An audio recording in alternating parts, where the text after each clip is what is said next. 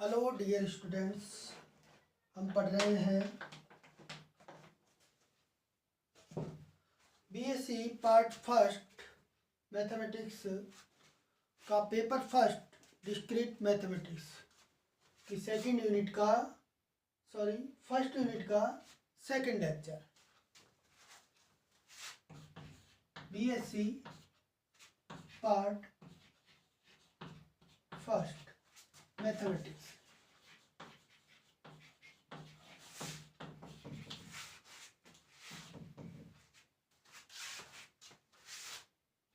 Discrete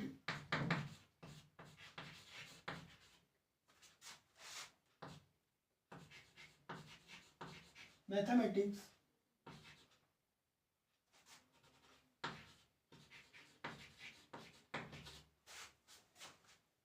unit first इसका lecture second. देखिए, ये वीडियो है जो अपनी बीएससी और बीएससी बीएड वाले बच्चों के लिए है। बीएससी और बीएससी बीएड के फर्स्ट ईयर वाले बच्चों के लिए है। दोनों का ही सिलेबस सेम है। पेपर फर्स्ट सभी के अंदर पेपर फर्स्ट, पेपर सेकंड और पेपर थर्ड के अंदर तीनों पेपरों में बीएससी और बीएससी बीएड का सिलेबस सेम है। ठीक है, तो प्रीवियस लेक्चर में अपन ने देखा था सेट्स। अपन पढ़ रहे थे यूनिट फर्स्ट, उसके अंदर चैप्टर फर्स्ट था सेट, समुच्चय एवं साध्य।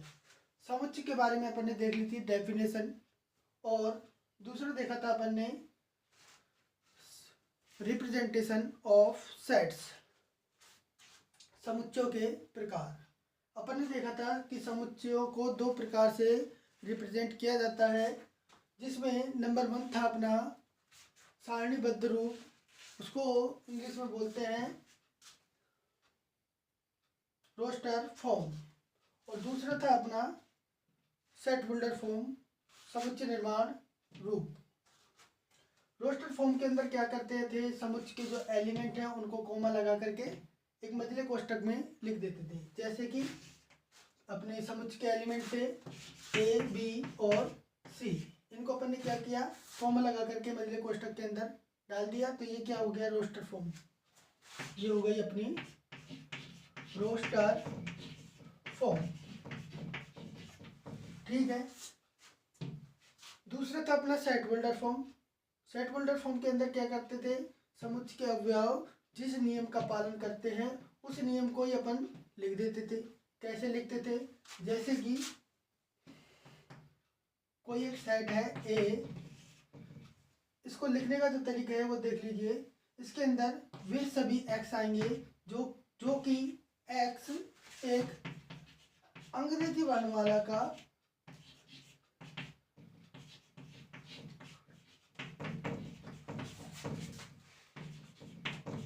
स्वर है। ठीक है,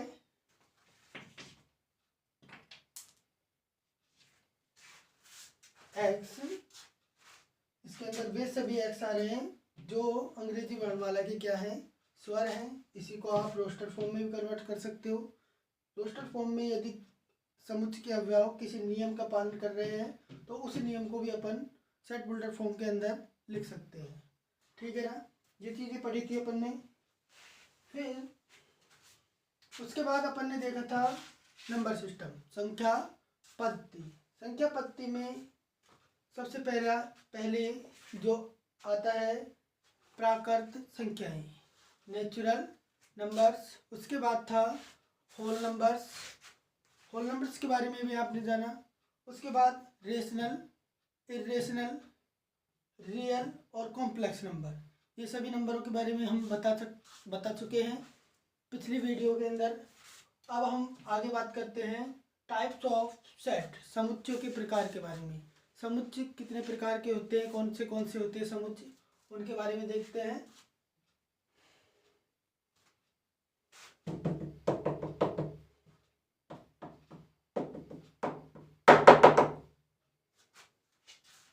ठीक है।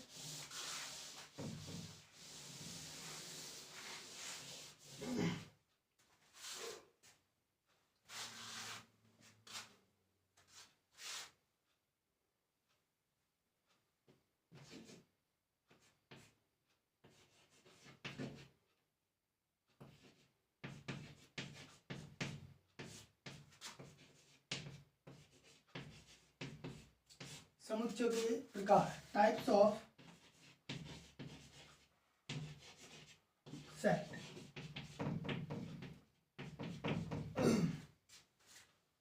इसमें सबसे पहले आता है अपना नंबर 1 एकल समुच्चय।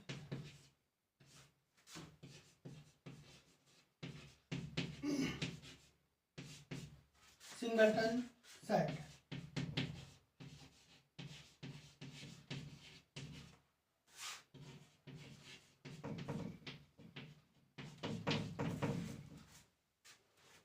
एकल समुच्चय जैसा कि अपन को नाम से पता चल रहा है, एक ऐसा समुच्चय जिसके अंदर केवल और केवल एक ही अवयव हो, उसको अपन बोलते हैं एकल समुच्चय, सिंगलटन सेट। तो डेफिनेशन लिख लीजिए, ऐसा समुच्चय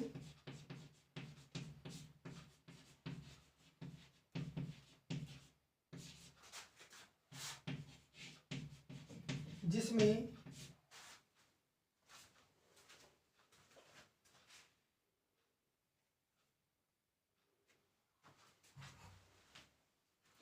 ऐसा समुच्चय जिसमें केवल एक ही अवयव विद्यमान हो।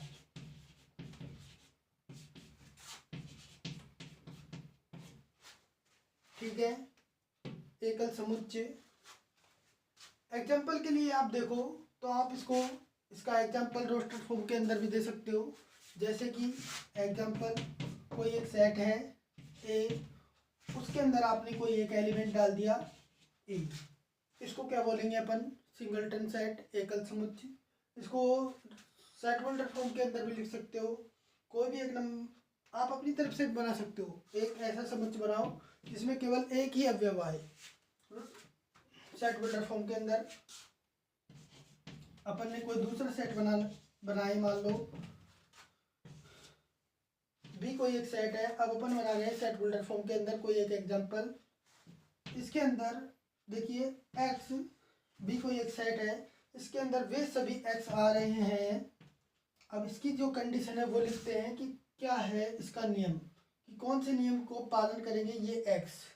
ठीक है ना, कौन से नियम का पालन करेंगे ये एक्स, उस नियम को अपन यहाँ पर लिखते हैं एक्स एक सम अभाज्य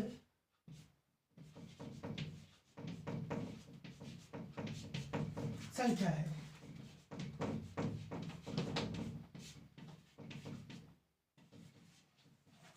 चलो ये अपन ने बना दिया ये एग्जांपल। आप देखोगे यदि आप इसको रोस्टेड फॉर्म में कन्वर्ट करो तो यहाँ पर आप देखिए x क्या है, एक सम अभाज्य संख्या है। और कौन सी ऐसी एक सम अभाज्य संख्या? सिर्फ दो को आप देखोगे तो वो सम है और अभाज्य भी है। उसके बाद जितनी भी अभाज्य संख्या है वो क्या है? विषम। ये बात क्लियर है। कोई और एग्जांपल ले लीजिए, सी। जैसे इसके अंदर वे सभी एक्स आएंगे जो इस नियम का पालन करें, x² इक्वल टू 1। और यहाँ पर एक कंडीशन और लगा देते हैं। अभी तक तो ये क्या हो रहा है, इस सेट के अंदर कितने एलिमेंट आ रहे हैं? 2। यदि अपन कोई कंडीशन आगे नहीं लगाए, कैसे? इसको आप सॉल्व करते हो तो x इक्वल टू आता है +-1, +1 और -1। यदि अपन कंडीशन लगा देते हैं यहाँ पर कि x जहाँ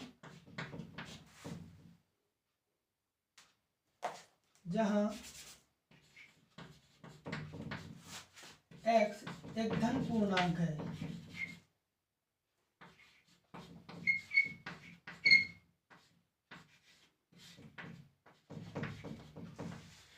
देखिए अब इस सेट के अंदर कौन सा एलिमेंट आएगा, इसको आप सोल्व करते हो तो दो एलिमेंट आते हैं, +1 और -1।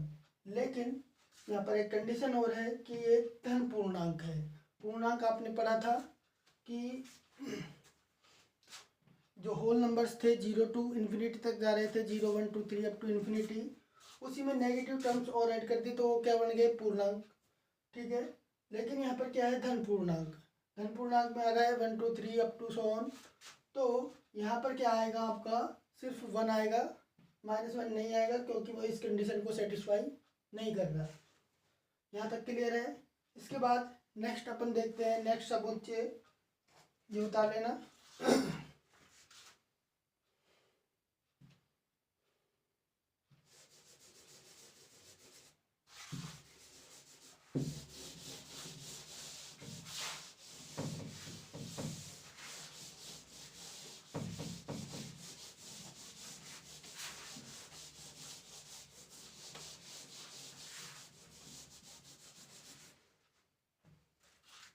नेक्स्ट है रिक्त समुच्चय।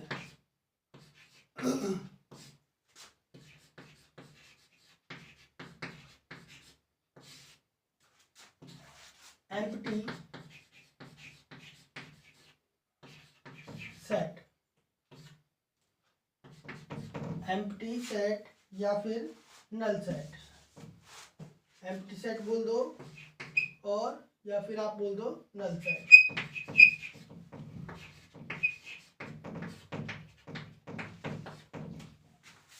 देखिए नाम से ही पता चल रहा है, सेट क्या है, एम्प्टी, नल है।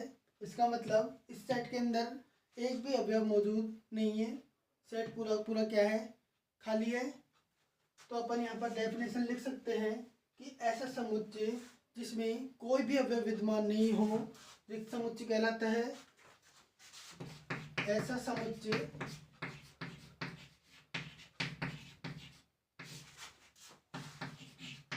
जिसमें कोई अवयव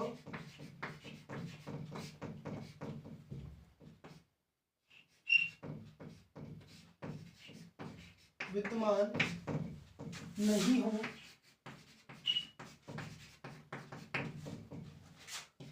रिक्त समुच्चय कहलाता है।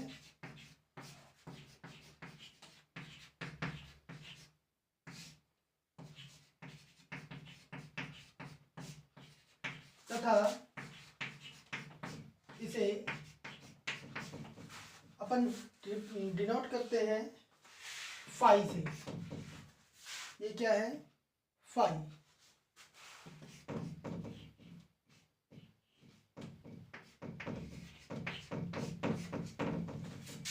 फाई या फिर नल सेट, सेट बना दो जिसमें कोई भी एलिमेंट नहीं डालना है। ये अपना सेट हो गया, इससे भी अपन रिप्रेजेंट करते हैं। ठीक है, से व्यक्त करते हैं।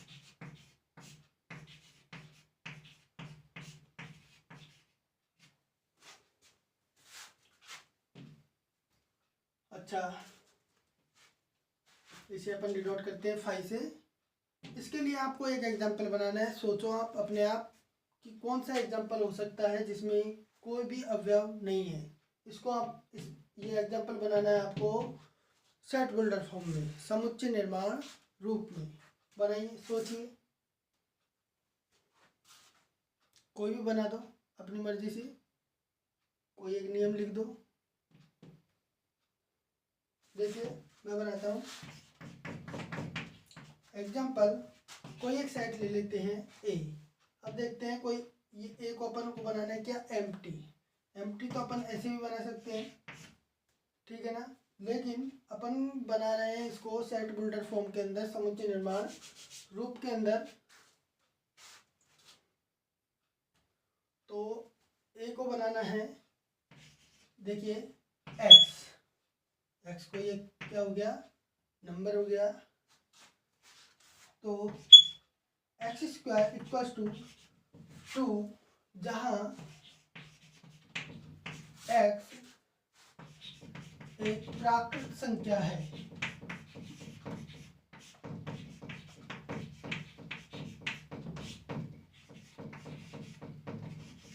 देखिए जो कल अपन ने पढ़ा था नंबर सिस्टम, वो काम आ रहा है ना। अब ये देखिए इस सेट के अंदर क्या कोई एलिमेंट आ रहा है, कोई ऐसा x है जो इस इक्वेशन को सेटिस्फाई कर रहा है। इसके लिए आप दोनों साइड इसका स्क्वायर रूट लो। स्क्वायर रूट लेते हो तो क्या आता है, x की वैल्यू +√2 और -√2। यहाँ से x की जो वैल्यू है वो निकल के आती है +√2 और दूसरी -√2। लेकिन अपने पास एक कंडीशन और दे रखी है कि x क्या है, एक प्राकृत संख्या है। प्राकृत संख्या आप लोगों ने कल पढ़ी थी, क्या होती है 1 2 3 अप टू इन्फिनिटी तक जाती है। तो ये तो एक प्राकृत संख्या नहीं है, इसका मतलब ये इसके अंदर नहीं आ सकती। इसी प्रकार -√2 ये भी इसके अंदर नहीं आ सकती। ये कौन सी संख्या है, अपरिमेय संख्या, इर्रेशनल नंबर। यदि यहाँ पर आप लिख ये कंडीशन ये दे दे कि x एक परिमेय संख्या है, तब आप इन दोनों को यहाँ पर लिख सकते हो। सिंगलटन सेट बनाना चाहो तो कैसे बनाओगे, यहाँ पर कंडीशन आपको क्या लगानी पड़ेगी, x एक धन परिमेय संख्या है। ठीक है,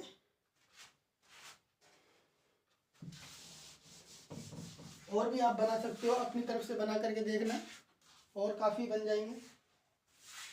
नेक्स्ट जो अपना आता है वो है परिमित समुच्चय। ये उतार लेना।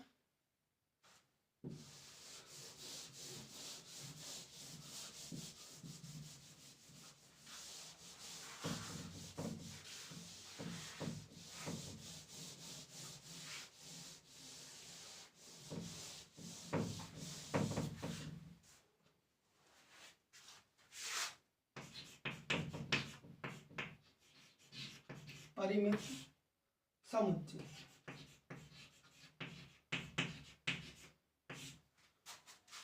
Finite set.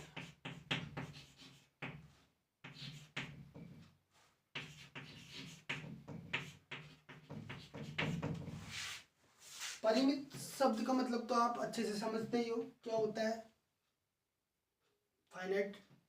फाइनाइट मतलब सीमित संख्या, ऐसा समुच्चय जिसमें अवयवों की संख्या सीमित हो, या फिर अपन बोले ऐसा समुच्चय जिसमें उपस्थित अवयवों की संख्या सीमित हो, तो अपन उसको बोलेंगे, समुच्चय को क्या बोलेंगे, परिमित समुच्चय, फाइनाइट सेट। तो डेफिनेशन इसकी हो गई, ऐसा समुच्चय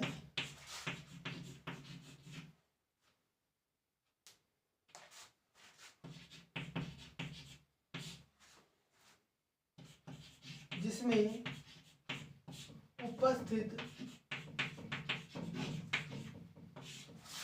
अवयवों की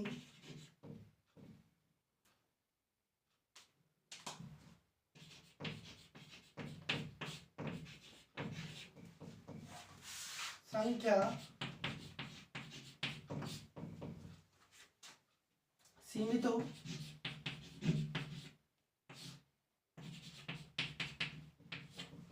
ठीक है, तो इसके लिए आप एग्जांपल बना सकते हो। कोई एक सेट ले लिया आपने ए, इसके अंदर वे सभी x हैं। अब जो कि सीमित का मतलब है कि उसके अंदर जो नंबर हैं जो फिक्स हैं, नंबर ऑफ एलिमेंट हैं, अवयवों की जो संख्या है वो फिक्स है, 10 है, 20 है, 15 है, 50 है, 100 है, 2000 है, कितनी भी है वो फिक्स है। ठीक है ना, तो उसको बोलते हैं अपन परिमित समुच्चय। x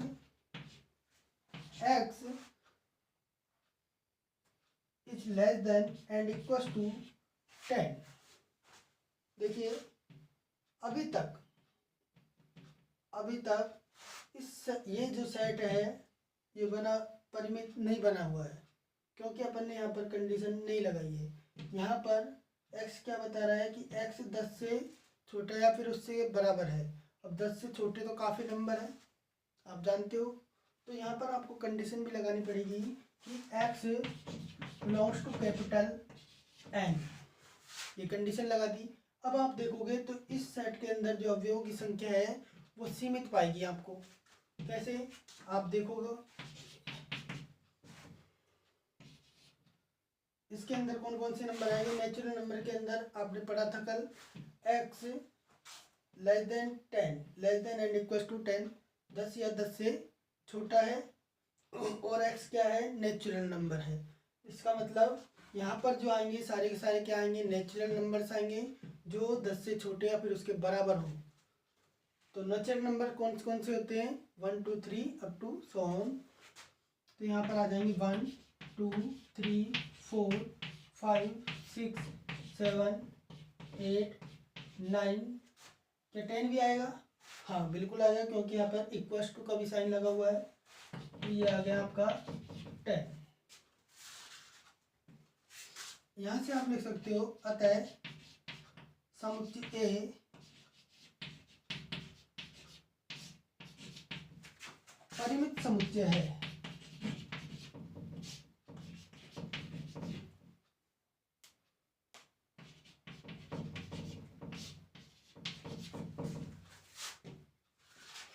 यहाँ तक क्लियर है, इसको उतार लीजिए।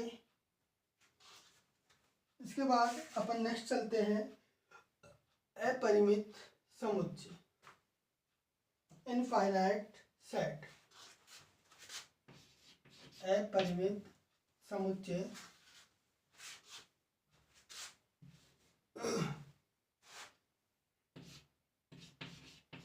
Infinite set.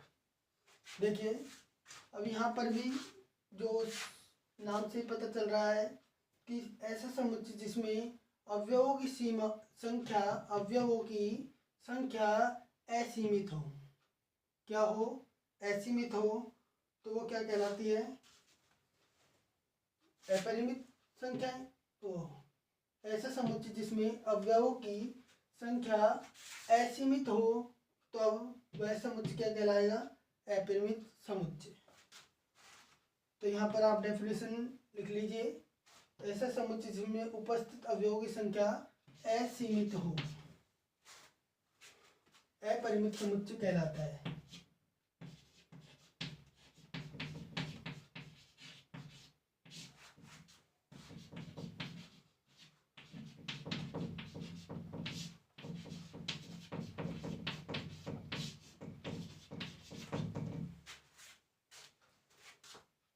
उतार लीजिए। हाँ, अपरिमित के लिए यहीं पर आप देख लीजिए, x एग्जाम्पल में इसी को अपरिमित बना देते हैं। कैसे बनेगा, है किसी को आइडिया? यदि अपन यहाँ पर इसको ग्रेटर देन या फिर ग्रेटर देन इक्वल कर देते हैं तो ये क्या बन जाता है, एक अपरिमित समुच्चय। मतलब इसके अंदर जो आने वाले नंबरों की संख्या है वो अपन को पता नहीं है कितनी है, तो इसको बोलेंगे अपरिमित समुच्चय। तो यहाँ पर इसको आप रोस्टर फॉर्म में कन्वर्ट करो तो क्या आएगा,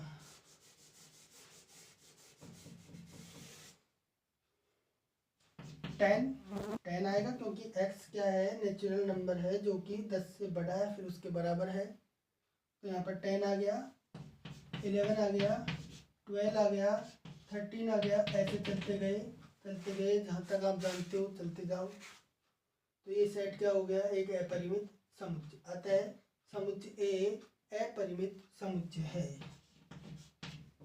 उतार लो।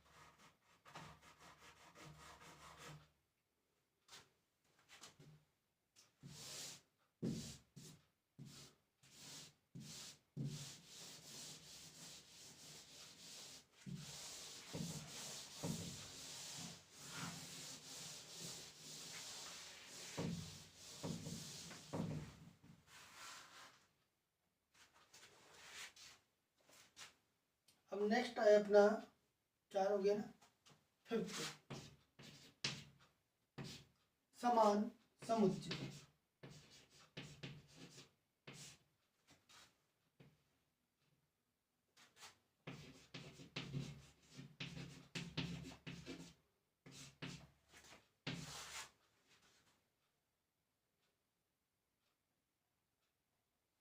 इक्वल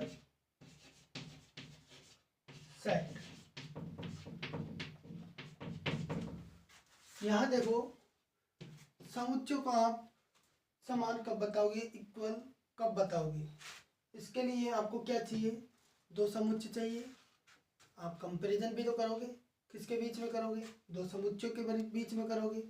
अब 2 समुच्चय समान समुच्चय कब होंगे, यदि दोनों समुच्चयों के अंदर अवयव है वो सेम हो, अवयव उपस्थित अवयव समान हो। मान लो आपके पास कोई 2 समुच्चय ए और बी, तो दोनों में अवयवों की संख्या समान है, तब आप कहोगे कि वो इक्वल सेट है, समान समुच्चय है। लेकिन इसके लिए भी एक कंडीशन है, यदि 2 इनफाइनाइट सेट हो गए आपके पास। एक बार डेफिनेशन लिख लीजिए। कंडीशन ये है, डेफिनेशन लिखिए, 2 परिमित समुच्चय कोई 2 परिमित समुच्चय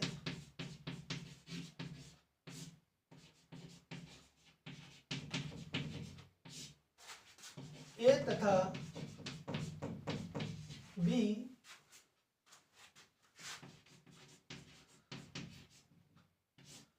समान समुच्चय कहलाते हैं,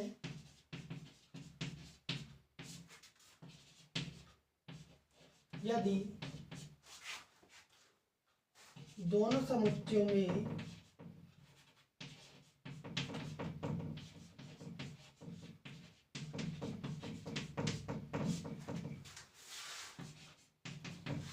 उपस्थित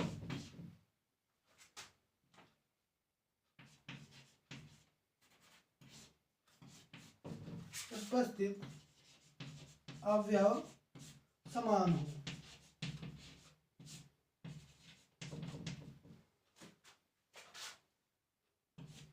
ठीक है। एग्जाम्पल के तौर पर आपके पास कोई 2 सेट है, मान लिया सेट ए बराबर ए बी एंड सी, और सेट बी है आपके पास बी सी एंड ए। अब देखिए क्या ये दोनों सेट, क्या दोनों ए और बी समान समुच्चय हैं, बताइए।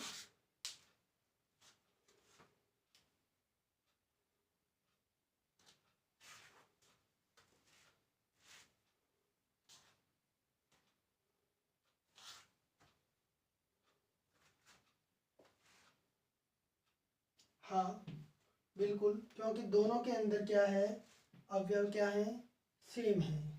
सेट्स के अंदर जो अवयवों का क्रम है वो कोई मायने नहीं रखता है, चाहे आप बी सी ए लिख दो या फिर ए बी सी लिख दो या सी बी ए लिख दो, कोई फर्क नहीं पड़ता। इसका मतलब क्या है कि दोनों समुच्चय क्या है, समान है। यदि देखो यहाँ पर ये कंडीशन लगाई है कि परिमित समुच्चय होने चाहिए। यदि इनको मैं अपरिमित कर देता हूँ, मान लो ये सेट है ए बी सी, इसको मैं आगे बढ़ता गया, क्या क्या आ रहा है पता नहीं, और इसमें मैं आगे बढ़ता गया, ये दोनों सेट क्या है, अपरिमित है। कहीं जाके क्या पता 1 2 3 5 आ जाए, इसमें आ जाए 4 5 6 आगे जा करके। तो अपन यहाँ पर ये नहीं बता सकते कि सेट ए और सेट बी समान है। क्यों? क्योंकि क्या पता आगे क्या है, जो इसमें है वो इसमें नहीं है। ठीक है ना।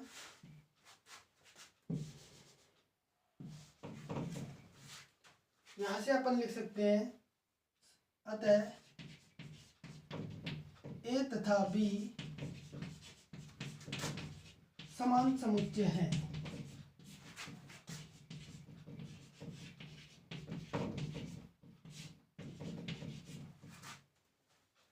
आप इसको ऐसे भी लिख सकते हो, अर्थात set A equal to B. देखो ये तो हो गया, अपन थ्योरेटिकली समझ लिया समान समुच्चयों के बारे में। मैथमेटिकली और देखिए अपने जो काम में आने वाला है आगे, थोड़ा सा आगे चल करके इसी चैप्टर में, कि मैथमेटिकली आप इसको कैसे देख सकते हो, कैसे डिनोट कर सकते हो। देखिए गणितीय रूप में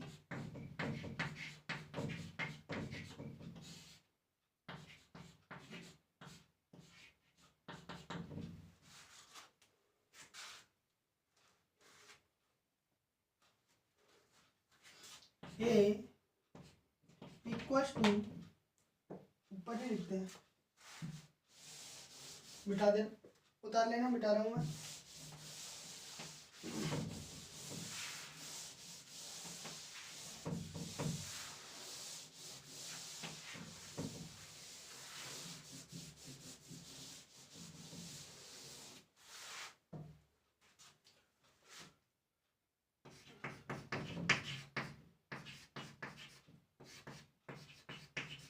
गणितीय रूप में आप इसको कैसे समझते हो, ये समझना इंपॉर्टेंट है।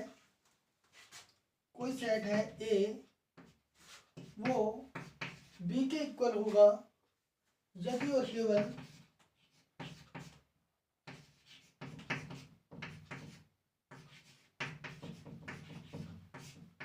यदि,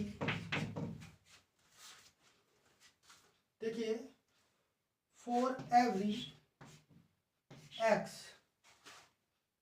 belongs to A implies and implied by for every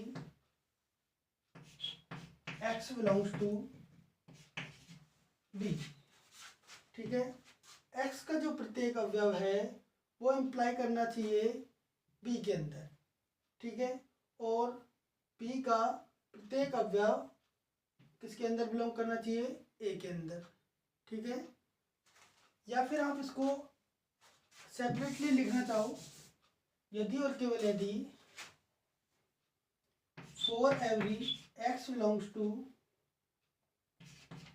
A implies x belongs to B, तथा for every x belongs to B implies x belongs to ए।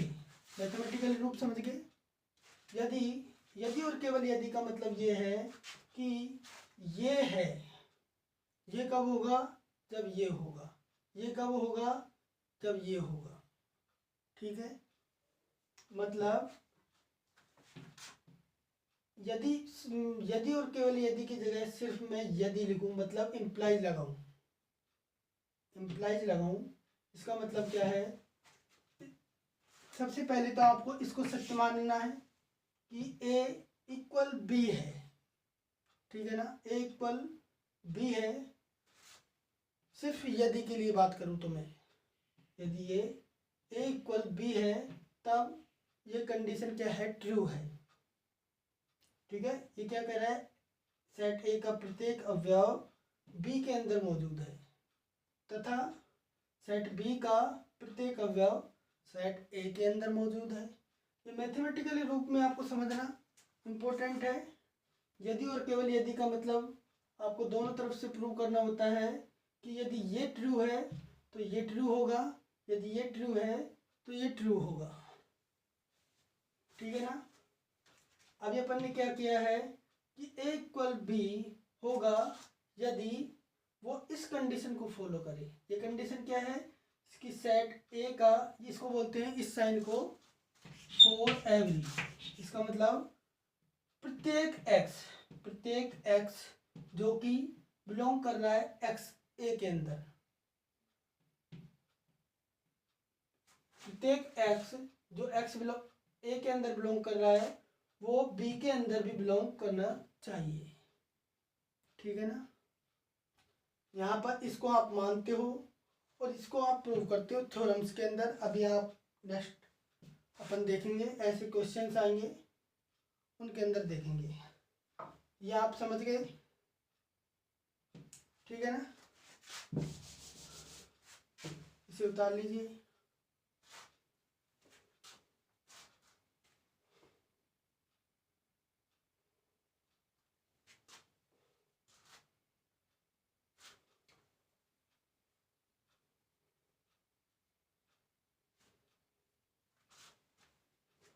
बिठा रहा हूँ।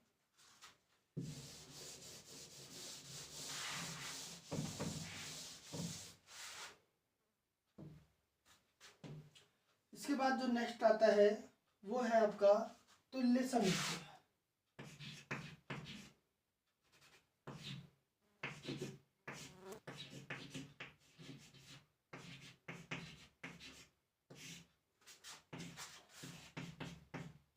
इक्वलेंट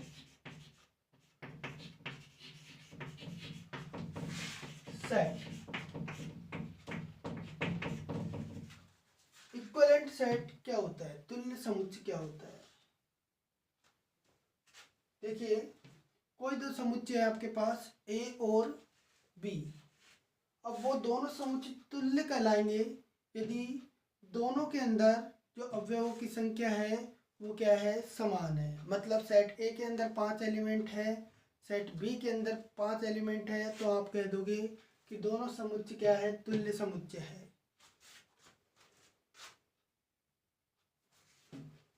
तो इसकी डेफिनेशन लिखिए। दो समुच्चय ए तथा बी तुल्य समुच्चय कहलाते हैं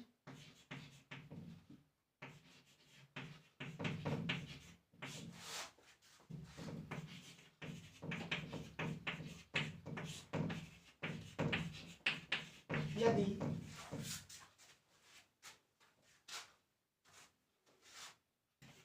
दोनों समुच्चयों में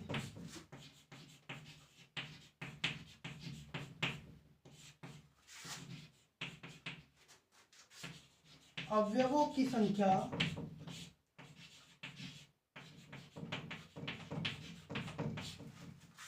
समान हो।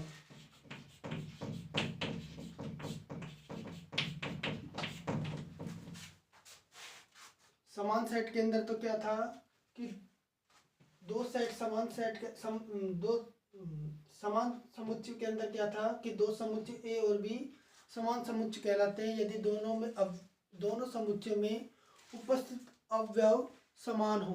लेकिन यहाँ पर क्या है कि अवयवों की संख्या, नंबर ऑफ एलिमेंट सेम हो, समान हो।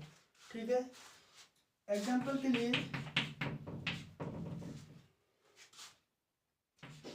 ए बराबर आपके पास कोई एक सेट है, उसके अंदर आपके पास एलिमेंट है A B C and D.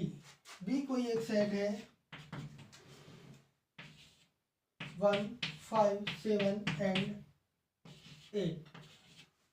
अब देखिए क्या ये दोनों सेट दोनों समुच्चय समान तुल्य समुच्चय है। हाँ जी बिल्कुल, ये क्या है, समान समुच्चय तुल्य समुच्चय है। क्यों?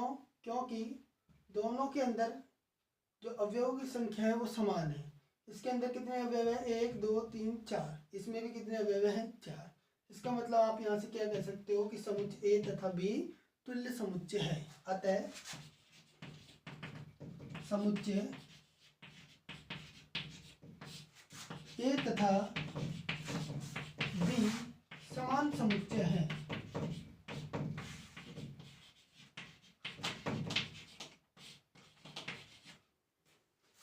क्लियर है यहाँ तक?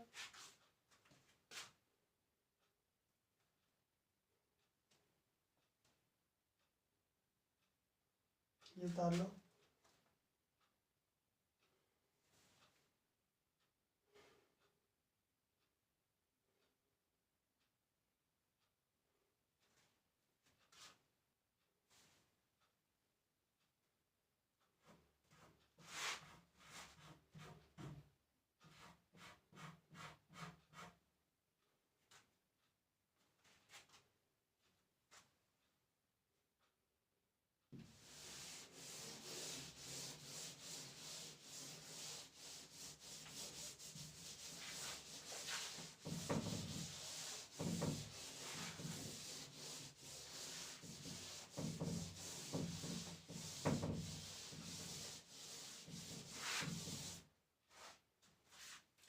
एक बात नोट लगा करके लिखिए, आप देखते हो कि जो समान समुच्चय है, ठीक है ना, कोई दो सेट है, उन दोनों के अंदर जो अवयव है वो समान है। इसका मतलब उन दोनों समुच्चयों के अंदर जो अवयवों की संख्या है वो भी तो समान होगी। इससे क्या निष्कर्ष निकल रहा है कि प्रत्येक समान समुच्चय तुल्य समुच्चय होते हैं। क्लियर है? लेकिन जो प्रत्येक सभी तुल्य समुच्चय हैं वो समान समुच्चय नहीं होते। क्यों? अभी अपन ने एग्जाम्पल देखा था, एक के अंदर था क्या, ABCD, दूसरे के अंदर था 1 5 7 एंड 8। तो दोनों के अंदर जो अवयव है वो समान नहीं है। इसका मतलब वो दो तुल्य समुच्चय समान समुच्चय नहीं होते। समान समुच्चय, प्रत्येक समान समुच्चय तुल्य समुच्चय होते हैं। तो यहाँ से आप लिख सकते हो कि प्रत्येक समान समुच्चय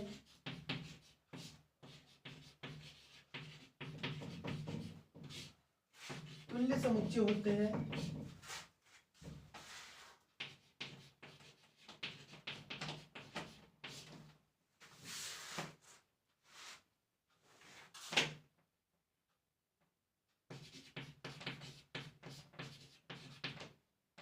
किंतु प्रत्येक तुल्य समुच्चय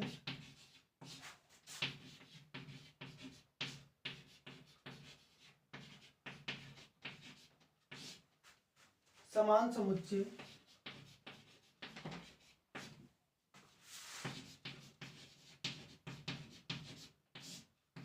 नहीं होते।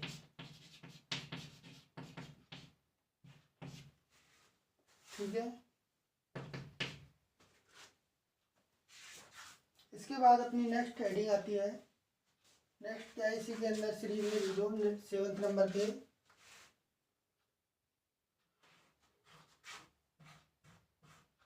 परिमित समुच्चयों की कोटि। ठीक है,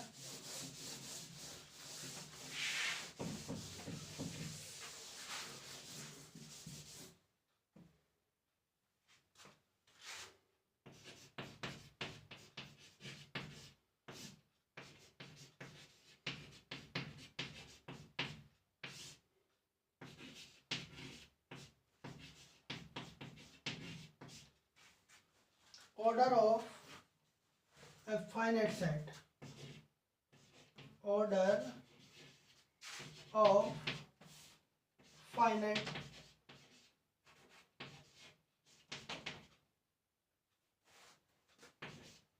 set, परिमित समुच्चयों की कोटि। ऑर्डर क्या होता है भाई? समुच्चय में उपस्थित अवयवों की संख्या उस समुच्चय की क्या कहलाती है? कोटि। तो डेफिनेशन लिखिए, समुच्चय में उपस्थित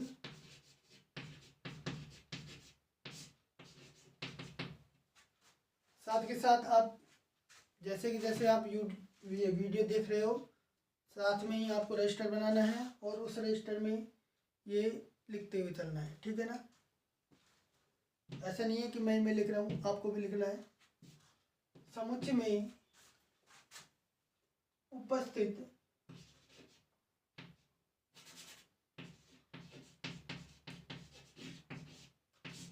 अवयवों की संख्या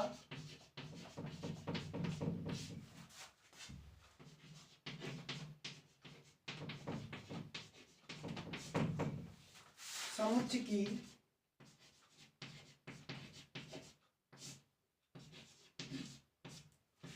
कोटि कहलाती है।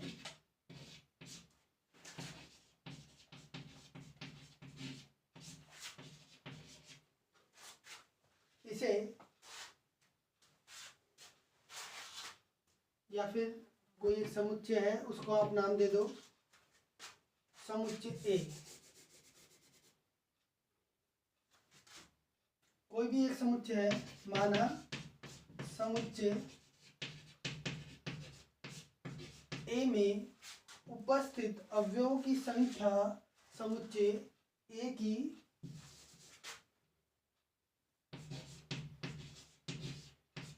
कोटि कहलाती है। ठीक है ना। इसे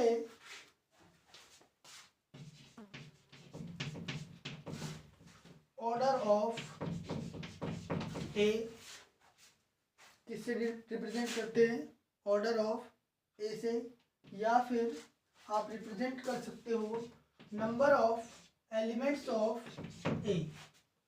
नंबर ऑफ एलिमेंट्स ऑफ ए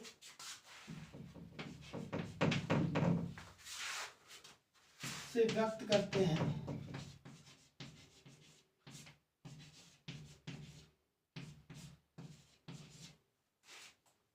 यहाँ तक क्लियर है?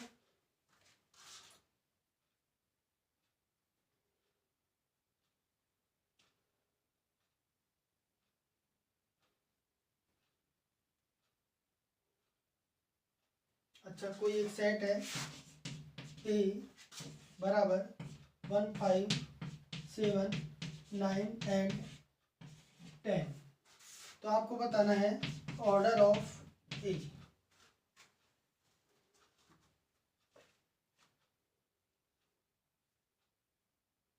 क्या होगा? डेफिनेशन पढ़ो। समुच्चय में उपस्थित अवयवों की संख्या उसकी क्या कहलाती है? कोटि। तो समुच्चय ए है, उसकी कोटि को अपन रिप्रेजेंट करते हैं ऑर्डर ऑफ ए से, या फिर या नंबर ऑफ एलिमेंट्स ऑफ ए। तो इस सेट के अंदर कितने एलिमेंट्स हैं आप गिन सकते हो? 5 है। इसका मतलब ये क्या हो गई? इसकी कोटि 5। क्लियर है? ये उतार लीजिए।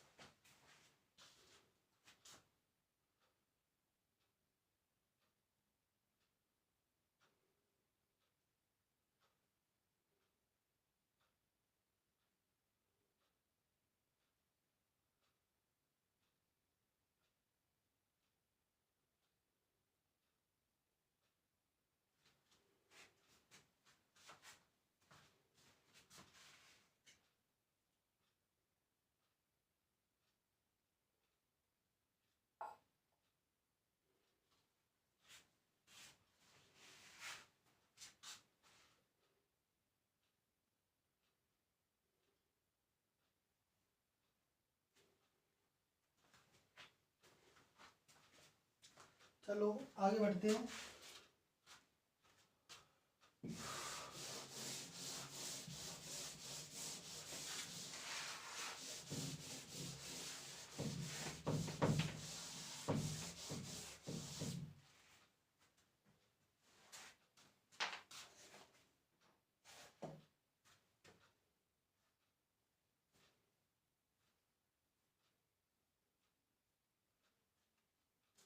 इसके बाद नेक्स्ट हेडिंग है उपसमुच्चय। आप पढ़ के भी आ चुके हो सबसेट के बारे में, तो वो देखते हैं।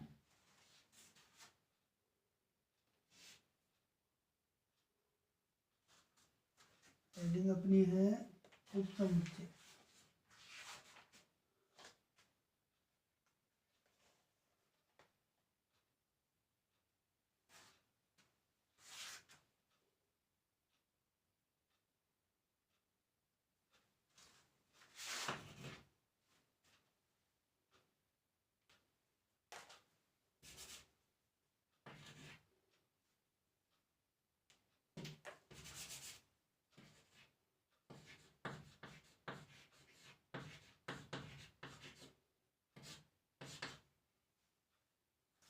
उपसमुच्चय सबसेट।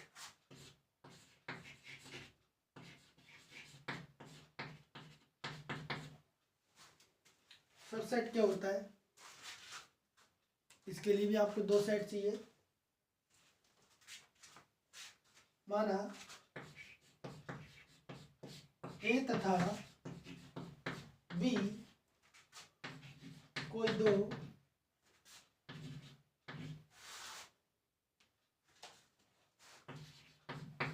समुच्चय समुच्चय है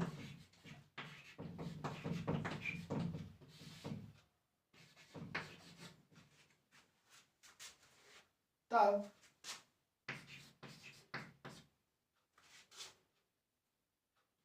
समुच्चय ए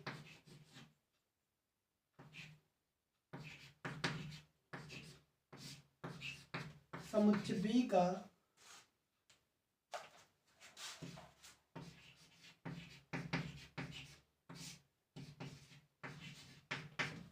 उपसमुच्चय कहलाता है।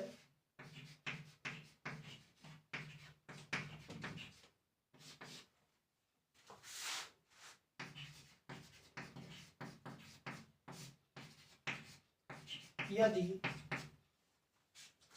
समुच्चय ए का प्रत्येक अवयव समुच्चय बी में विद्यमान हो। ठीक है, कोई भी दो समुच्चय है ए और बी, तब समुच्चय ए समुच्चय बी का उपसमुच्चय कहलाता है यदि समुच्चय ए का प्रत्येक अवयव समुच्चय बी में विद्यमान हो। यदि समुच्चय ए का प्रत्येक अवयव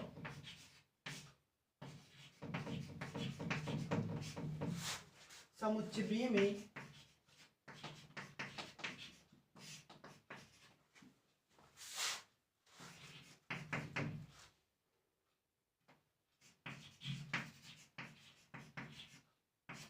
विद्यमान हो।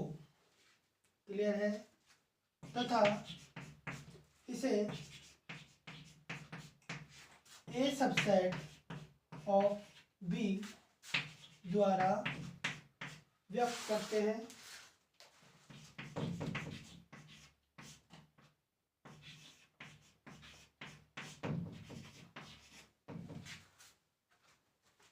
समझ में आया? कोई तो समुच्चय अपने पास ए और बी, तब समुच्चय ए है वो समुच्चय बी का उपसमुच्चय कहलाता है यदि समुच्चय ए का प्रत्येक अवयव समुच्चय बी में उपस्थित हो, विद्यमान हो।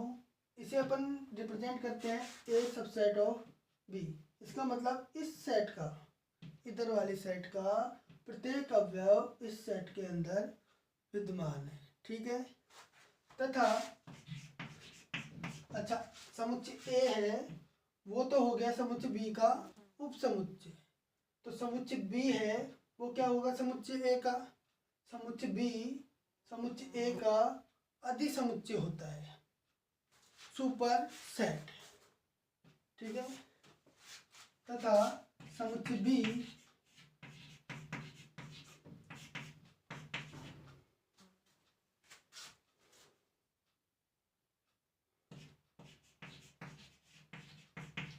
समुच्चय ए का अधिसमुच्चय।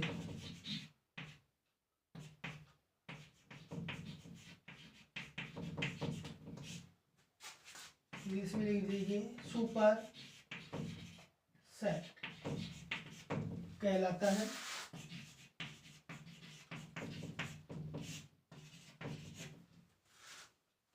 सुपर सेट को कैसे रिप्रेजेंट करोगे?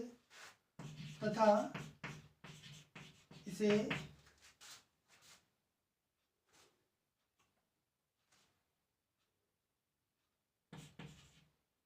बी इस सुपर सेट ऑफ ए, इसको अपन रिप्रेजेंट करते हैं ऐसे। इस साइन को चेंज कर देते हैं, इसको इधर ले आते हैं, इसको इधर ले आते हैं।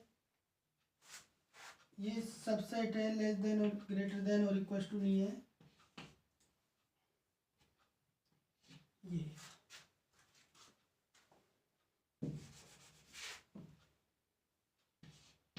ये है, इसे ऐसे रिप्रेजेंट करते हैं।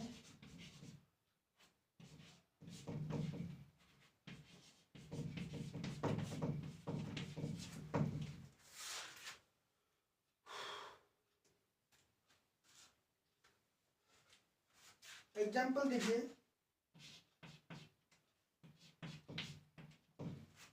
आपके पास कोई एक सेट है जिसके अंदर आपको मान लेते हैं कोई भी एलिमेंट 3, 5, 3, 7, 9, 10 ये एलिमेंट है। और कोई दूसरा सेट है बी, उसके अंदर अब अपन क्या बना रहे हैं, ए को बी का सबसेट। इसका मतलब ये एलिमेंट तो इसके अंदर होने ही चाहिए, तो इनको लेके चलते हैं। 3 7 भी है, कोई और नंबर भी अपन ऐड कर सकते हैं, 8 9 10 11।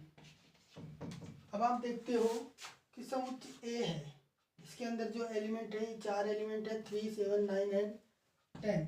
तो ये सभी एलिमेंट यदि इसके अंदर है तो आप कह सकते हो कि ए है वो सबसेट है बी का, ए है वो सबसेट है बी का, ठीक है ना। क्यों? क्योंकि ए के सारे अवयव सेट बी के अंदर मौजूद है। अतः आप लिख सकते हो, अतः ए इज सबसेट ऑफ बी है, ए बी का क्या है, उपसमुच्चय है। अब देखिए उपसमुच्चय को अपने जो मेन काम में आने वाली चीज़ है वो है इसका गणितीय रूप, मैथमेटिकली रूप। आगे चल कर के जो क्वेश्चंस आएंगे वो गणितीय रूप में ही आएंगे, गणितीय रूप में ही आपको समझना है। तो नेक्स्ट एक बार तो इसको उतार लीजिए फटाफट।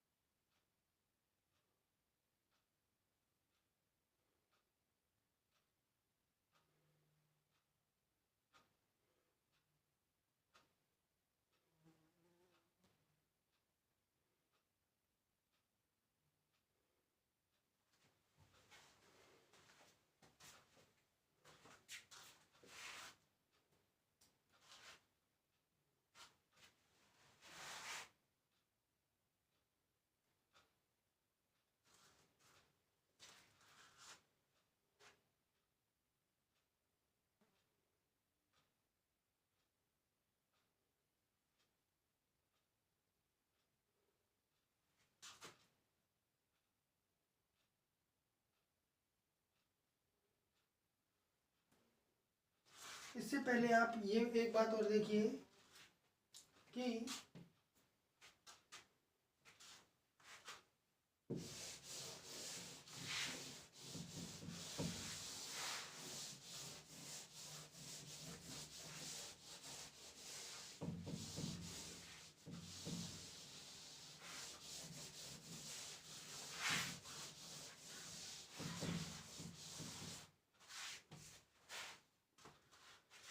प्रत्येक समुच्चय है वो स्वयं समुच्चय का क्या होता है, उपसमुच्चय होता है।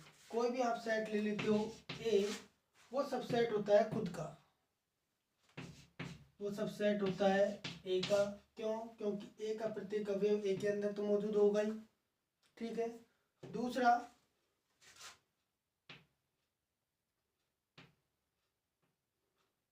दूसरा है कि जो अपना फाई है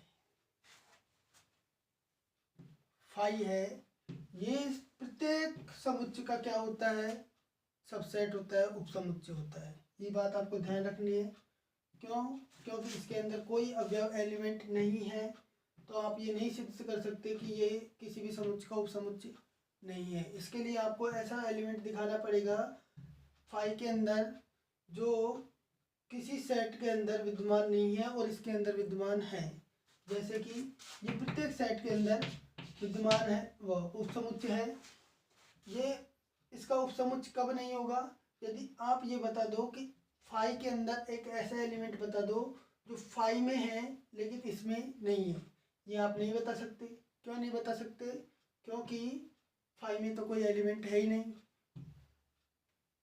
इसी थ्योरी को यूज करते हुए अपन फाई को परिमित या अपरिमित, आप बताइए फाई एक परिमित समुच्चय है या फिर अपरिमित समुच्चय है? फाई एक परिमित समुच्चय है। क्यों? क्योंकि इसको अपरिमित बताने के लिए इस सेट के अंदर इनफाइनाइट नंबर चाहिए। अब इसके अंदर तो एक भी एलिमेंट नहीं है, इनफाइनाइट नंबर कहाँ से लाए? तो ये सेट क्या हो जाएगा? एक परिमित समुच्चय। नोट लगा करके साइड में लिख सकते हो आप कि फाई एक परिमित समुच्चय है। देखिए दो चीजें हो गई, प्रत्येक समुच्चय स्वयं समुच्चय का क्या होता है? उपसमुच्चय होता है। दूसरी बात फाई है वो प्रत्येक समुच्चय का उपसमुच्चय होता है। और जो तीसरी है, यदि ए सबसेट है बी का, ठीक है, तथा बी सबसेट है ए का, ए सबसेट है बी का तथा बी सबसेट है ए का, इम्प्लाइज, इस इम्प्लाइज का मतलब क्या होता है? यहाँ पर देखिए जब अपन पढ़ेंगे आगे चल करके, ये जो साइन है, ये सभी साइन है, इनका बहुत यूज है। इसका मतलब क्या है कि यदि आपको ये कथन दिया हुआ है तो इस कथन से जो आप निष्कर्ष निकाल करके लिख रहे हो वो यहाँ पर लिख रहे हो, ठीक है ना? आप पहले लिख देते थे, ऐसे ही साइन लगा देते। क्यों? क्योंकि हैंडराइटिंग अच्छी दिखने के लिए ऐसे साइन बना देते थे। लेकिन ऐसा नहीं है, ये भी लिखते हैं अपन। कैसे, कब लिखते हैं? जब ये कथन सत्य है और इस कथन से निष्कर्ष निकाला है आपने, वो लिखा है। इसका मतलब यही है कि इस कथन को सत्य मानते हुए आपने जो निष्कर्ष निकाला है उसके बाद में आपने ये लिखा है, ठीक है ना? इनसे अपन ने क्या निष्कर्ष निकाला है? यदि ए सबसेट है बी का और बी सबसेट है ए का, इनसे निष्कर्ष निकल के आता है कि ए बराबर हो गया बी के, मतलब दोनों के अंदर अवयव क्या हो गए? समान। अपन ने देखा भी था डेफिनेशन के अंदर, यदि ए का प्रत्येक अवयव बी में तथा बी का प्रत्येक अवयव ए में विद्यमान है तो वो क्या कहलाते हैं? समान समुच्चय। समान समुच्चय हो गए, ठीक है। जो अपनी थर्ड कंडीशन है, ये प्रॉपर्टीज के रूप में लिख सकते हो आप, गुणधर्म।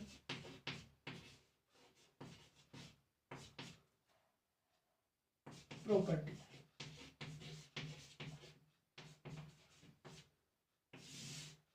लिख लीजिए। नंबर 4, यदि कोई एक सेट है ए, वो सबसेट है बी का, तथा कोई सेट है बी, वो सबसेट है सी का। समझ में आ रहा है बात को? कोई एक सेट है आपका ए, इसको मैंने मान लिया छोटा सा सेट ए है। ये सेट किसके अंदर विद्यमान है? बी के अंदर। इसका मतलब इस सेट के सभी अवयव कहाँ विद्यमान है? बी में। तो अपन एक सेट बना देते हैं, दूसरा बी। यहाँ तक क्लियर है? ये सेट के एलिमेंट सभी इसके अंदर विद्यमान है। दूसरी कंडीशन क्या है कि बी सबसेट है सी का, बी का प्रत्येक अवयव सी में विद्यमान है। इसका मतलब इस बी के सभी अवयव सी में विद्यमान है, ठीक है ना? अब यहाँ से क्या निष्कर्ष निकाल सकते हैं हम कि जो सेट ए है, सेट ए है वो किसका सबसेट हो जाएगा?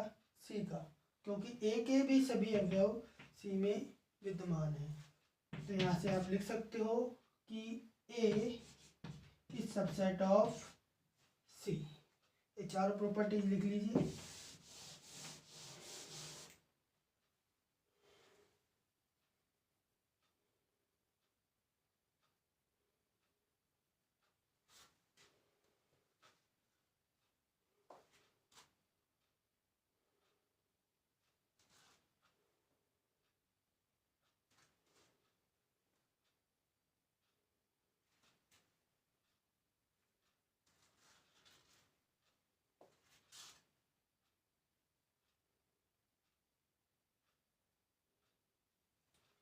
गणितीय रूप में आप सबसेट को कैसे दिखाते हो वो देखिए। अभी जो अपने आगे यूज आने वाले हैं वो मैथमेटिकल प्रॉपर्टीज ही काम में आने वाली हैं।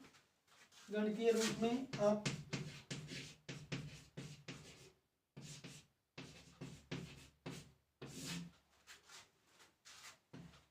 इसकी जो गणितीय फॉर्म है, मैथमेटिकल फॉर्म सबसेट की,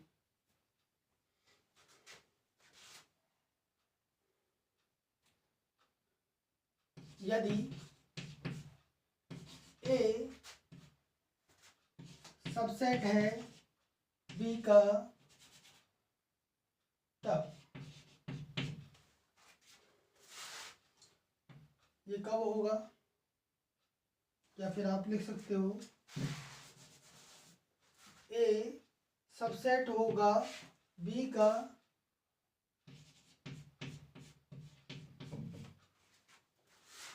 होगा यदि, ये कब होगा, जब ए का प्रत्येक अवयव बी के अंदर विद्यमान हो। क्लियर है यहाँ तक? ए का प्रत्येक अवयव। अब आप मैथमेटिकली प्रत्येक को कैसे रिप्रेजेंट करते हो, इस साइन से, फॉर एवरी। फॉर एवरी का मतलब क्या होता है, प्रत्येक। प्रत्येक एक्स जो कि ए के अंदर विद्यमान है। सेट के किसी भी एलिमेंट को ये दिखाने के लिए कि एक्स इसके अंदर विद्यमान है, बिलोंग का यूज करते हैं कि एक्स है वो सेट ए के अंदर बिलोंग